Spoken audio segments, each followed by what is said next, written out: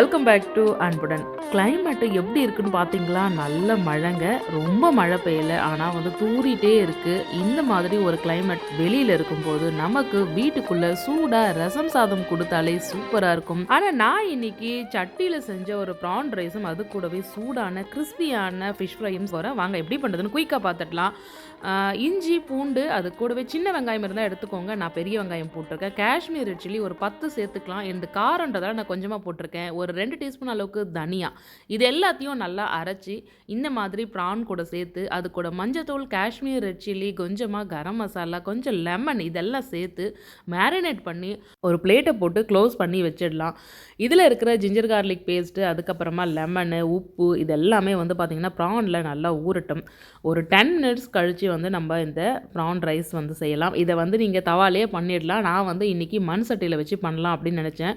நேற்று night Qatar வந்து Asian cup வந்து வின் பண்ணிச்சுங்க. காலையில் வந்து பார்த்திங்கன்னா ப்ளஸ் பண்ணுற மாதிரி நல்ல மழை பாருங்களேன். 2 நாளுக்கு மழை இருக்கான்.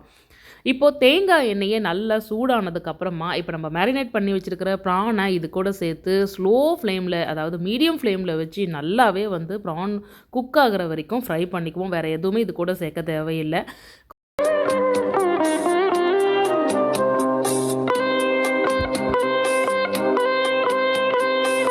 ப்ரான்ஸ் எப்போவுமே நம்ம சட்டிலையாக இருக்கட்டும் தவாலையாக இருக்கட்டும் வதக்க பார்த்திங்கன்னா அவ்வளோ தண்ணி வரும் அதில். ஸோ இப்போ மசாலா, இந்த தண்ணி, அப்புறம் ஏற்கனவே இருக்கிற கோகோனட் ஆயில் இது எல்லாமே சேர்த்து நல்லா சுருண்டு வர அளவுக்கு வறுத்து அதை ஒரு பிளேட்டுக்கு ட்ரான்ஸ்ஃபர் பண்ணி எடுத்துக்குவோம்.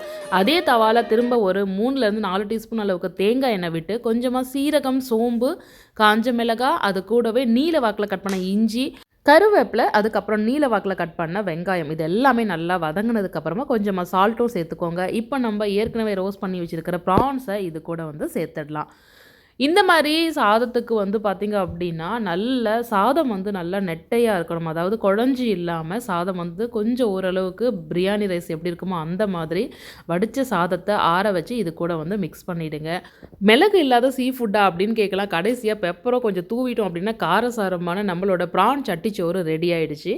இது கூட சுல்தான் இப்ராஹிம், ஐயோ யாரும் இல்லைங்க, இது ஃபிஷ்ஷோட பேர். நம்ம ஊரில் இதை நவரை அப்படின்னு சொல்லுவாங்க. அதாவது கிட்டத்தட்ட சங்கரா மீன் மாதிரியே இருக்கும், கொஞ்சம் எல்லோ கலர் மிக்ஸ் ஆகியிருக்கும். அந்த ஃபிஷ்ஷை வாங்கி ஃப்ரை பண்ணி கூட வச்சுடுங்க. என்னோட லஞ்ச் ரெடி ஆகிடுச்சு. நீங்களும் இந்த ப்ரான் சட்டிச்சோரை ட்ரை பண்ணி பாருங்கள். Stay tune.